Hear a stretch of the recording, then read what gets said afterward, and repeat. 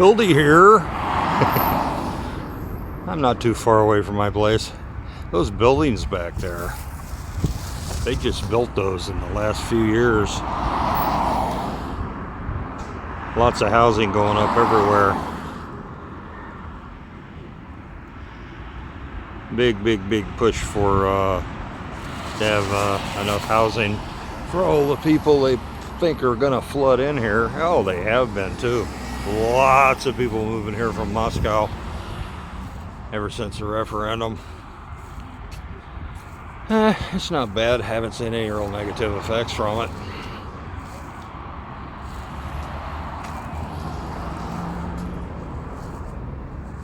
That's another shopping mall back there. It's not too far from this one. It's called Lavender. I haven't been in it. Probably won't go in it anytime soon, if ever. Looks kind of Nancy. I think it's for women. Lavender? Really? Okay. Yeah, pretty sure it's for women. It's probably all makeup and clothes and cosmetics and stuff.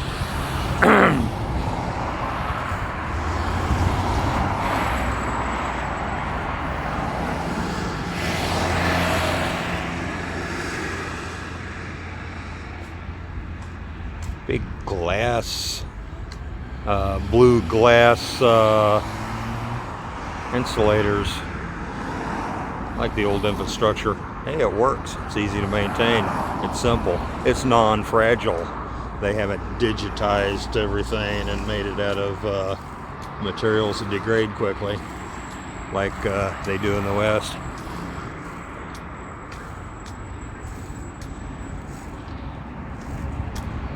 It's almost like they have some sort of political architecture here that protects the people from being fleeced by corporations in the public sphere. The Russian government owning certain things, which the West finds appalling, but billionaires and corporations own your stuff. This old British double-decker bus. What is it, a Leyland, Bedford? Emblem's all faded off. Made into a Waffles Wap street food. Yeah, street food that you need a bowl and chopsticks for, right? Okay.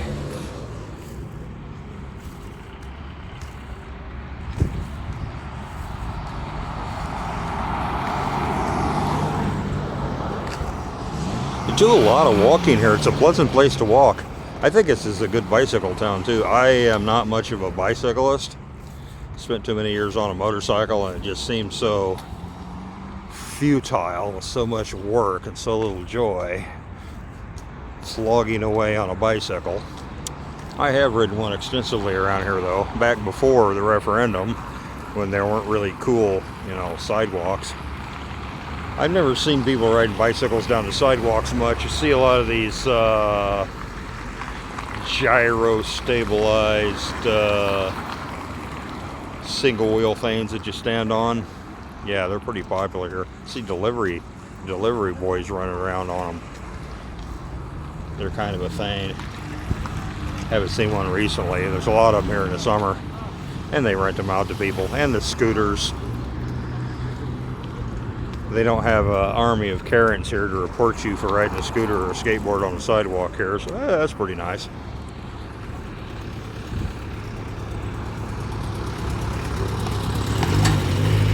Scooters are super cheap here. Mopeds, Chinese motorcycles like that one.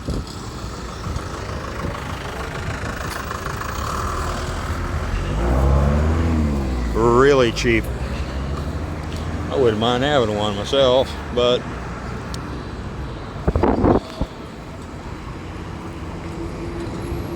rather just have a real motorcycle. Oh, now that's a can of worms there. Old motorcycle. I had a Russian motorcycle. It was a 96 Ural. I had it back in the States. It was the last of the Russian-made ones that they sent over. The guys that were importing them finally started just having them send the parts and assembling them, checking them and assembling them in California, because the first ones they got were out of the bad parts pile, you know. There's a lot of that stuff happened. The Smart Set runs over to do business with the Ruskies after the collapse, and they go into industries. Oh wow, they make motorcycles. We could sell these in the U.S. And so, oh yeah, we'll hook you right up, bud. Their lathes are all worn out. All their machining centers are worn out and don't work right. They're making bad parts, and the ideology behind the industry was such that it was mainly to provide jobs. It wasn't to make a profit. So they just kept making them, even though the parts they were making are no good. And they put big piles of bad parts out behind the factory. And these guys just started putting motorcycles together out of those piles. So you get a motorcycle, oh, like mine, where every single thing on it is marginal at best. I couldn't believe I could do a whole video on that. Holy crap, everything was off center. Nothing was round that was supposed to be round. It was just amazing. Because I figured, how bad could it be, right? I'm a rat, a mechanic. I can make things out of nothing. And I'm having trouble walking with this thing. I'm getting in playing chicken on the crosswalk with the cars. That's not good. Americans don't know how to use crosswalks. I do when I'm not videoing everything. Kind of throws me off. You have to be decisive. If you're going to go. They stop. If you sit there and be hesitant, then you kind of like get into this you go, I go thing.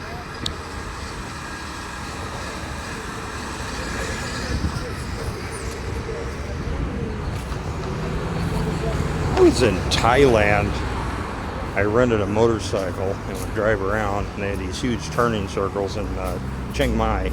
Spent a lot of time in Chiang Mai, and it's like a dance. Hundreds and hundreds of scooters and trucks and some cars and tuk-tuks, and there's just almost no traffic control. Nobody stops unless you absolutely have to. You just merge in, and if you act smooth and decisive, then you're predictable, and people can figure out what you're going to do, and they play along accordingly. It's like dancing. All you need is one person obsessed with safety that's in there slamming on their brakes and dodging around thinking somebody's going to go out in front of them, and it just turn into a pile up. It's kind of like that here. These people are really, really impatient and pushy and aggressive drivers, but they're real good drivers. And the key is to be decisive. You can't hesitate and not make up your mind and slam on your brakes every time you think somebody's going to do something in front of you, you know. Anyway.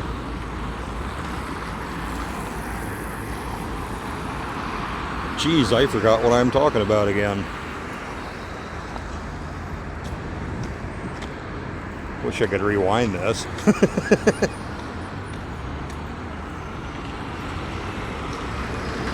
Yeah, the housing thing and all the people moved in from Moscow.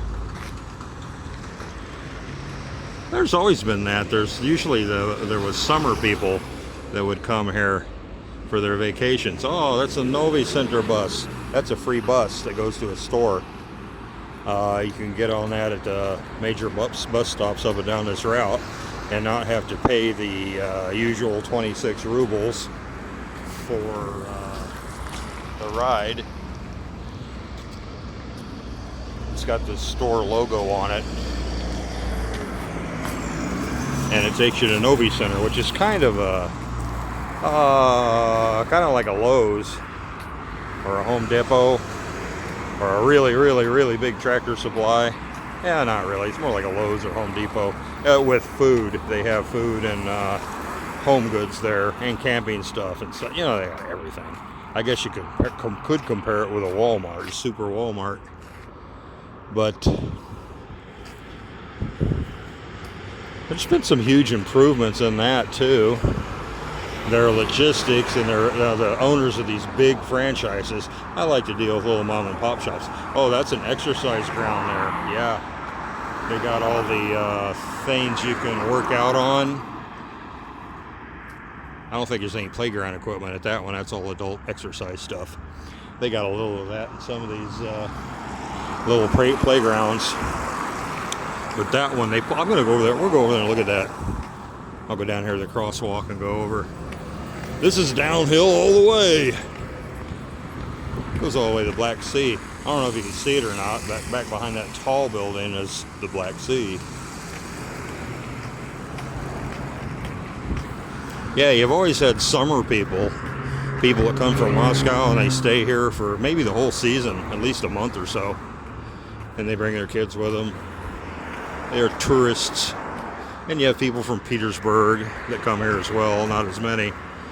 And that's the only time, this tourist season, the only time I ever see any women with tattoos and piercings and stuff, or real punky or butchy looking. Yeah, they're all from Petersburg and Moscow, mostly Petersburg, that look. They have temporary tattoos here too.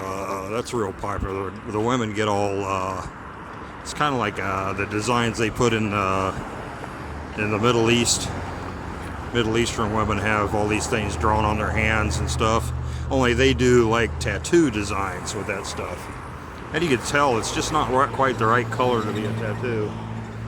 And you see the same girl later and it's all faded out. Then you see her later in the week, still later in the week, and she's got a different one. Which is smart, I think. I mean, why have something permanent? Don't you want to have options and change stuff out? The indecision here.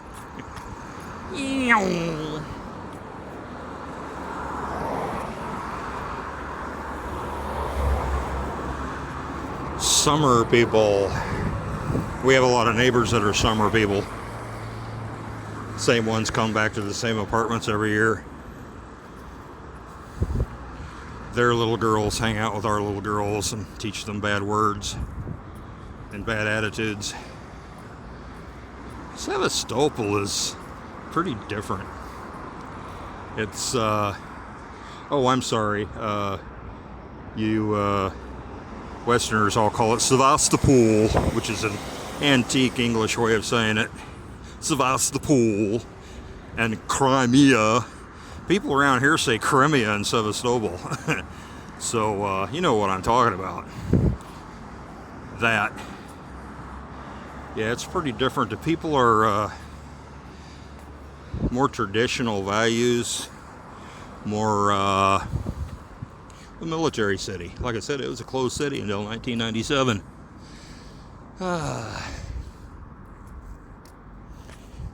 Yeah. They painted these buildings. It's very nice. This was all dingy looking, as I remember. Everything's just being fixed up big time. This is some quality stuff. There's some iron there. Yeah. You can have your exercises of various kinds.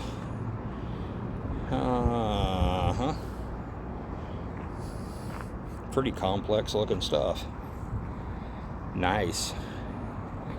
Oh, you can adjust this one for the leverage that you have. Nice.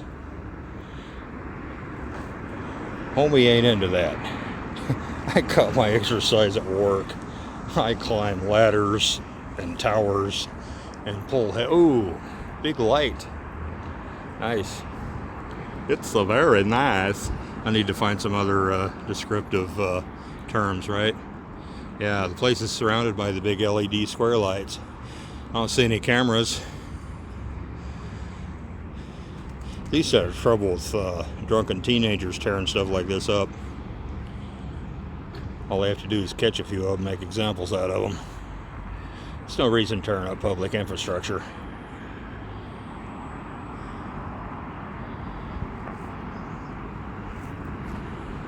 Oh, it's an adjustable chin-up bar. And you can't carry the bar off either, which is a good idea, unless you got wrenches. There used to be an old MiG in my neighborhood on a pedestal that was down low so kids could play on it, I guess. I guess that's why they put it down low.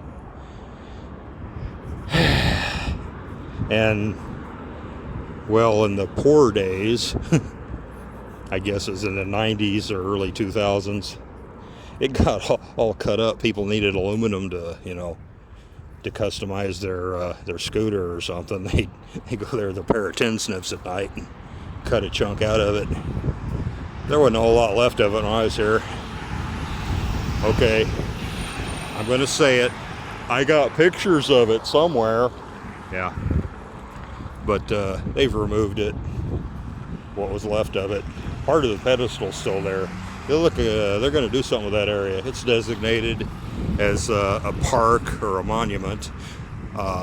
One of my sailor friends said when he was younger, one of his buddies got caught cutting tin off of it, cutting off some aluminum pieces he needed, and they charged him with desecrating a monument. I guess, well, according to him, he got a couple of years. I don't know if it's true or not, but it's an interesting story. That was in Ukraine, when it was Ukraine here. There's another new playground over there. They've gone up everywhere. Playgrounds, exercise areas. Oh, this is what the parks used to look like. Yeah, that's Soviet era stuff. Big squares of cement, and all the cement washes out of some of it and exposes the aggregate, and it disintegrates. Some of them just crack and they sink in the mud. They'll be fixing that pretty soon, guarantee you. They're fixing everything. Oh, this whole area here, actually, I remember that was like this. All this stuff used to be that. Here we go again. I got pictures somewhere. They never did concrete well here. Well, they do now. These batons and these pavers are concrete, but they're made in a factory under ideal conditions, unlike that kind of stuff. They never put reliefs in them. They never put stress joints or expansion joints. They never put proper caps on them. If they do, they disintegrate. And what's worse, the building commissars they had back then, the people in charge of the construction, they'd steal all the cement that they could get away with. So they're only making 3-bag mix for something that requires more. Or they put just barely enough cement in it to stick it together, and it doesn't last long that way, because they would shunt the cement off to Europe and sell it on the black market to fill their pockets. Corruption! And that's why they got such bad concrete here. That, and they wanted to cut corners, and they went down to the beach and got sea sand and sea rocks, or rocks off the beach. They're smooth. They don't have sharp square profiles, so they don't stick very well in a concrete mixture. You really want mountain sand and mountain rocks that are jagged and square to make good concrete. Doesn't matter how easy it is to get, it makes crappy concrete if it came off the beach. Romans made good concrete. It lasts a couple thousand years, but it wasn't anywhere near the same as modern industrial concrete. But I'm not here to talk to you about that. It's just part of life in Crimea, part of the way things went. This is an actual road. It's not used very much. We've used it when this other one was gridlocked. It hadn't been gridlocked in a long time. They got a lot of lights in. Traffic gets along pretty good. There still are some intersections that you have several roads coming in together, and the guys that have the right of way, there's a lot of traffic, and you just, unless somebody stops and lets you go, you're going to be there all freaking day. And Russians are nice drivers. It's like they accommodate you. Somebody's always going to stop and let you in. Got to be careful though, because somebody might be in the other lane that's not stopping. Yeah, you can get T-boned like that. And if you can't see around them, if there's a big truck there, well, they're sitting there waving you on, and you can't go because it's not a good idea. That happened to my wife once. Somebody waved her on and she couldn't see, but she decided to risk it and pulled out, and boom! Somebody run right into the side of the van. Didn't hurt it much. I'm impressed by that van. The rocker boxes are like a foot square. That's where all the strength goes. Old guy totaled a brand new Hyundai on it and didn't even tweak the rocker box. It just flattened out the sheet metal on the outside of the door. Barely tweaked the crash guard in the door. It's all fixed now.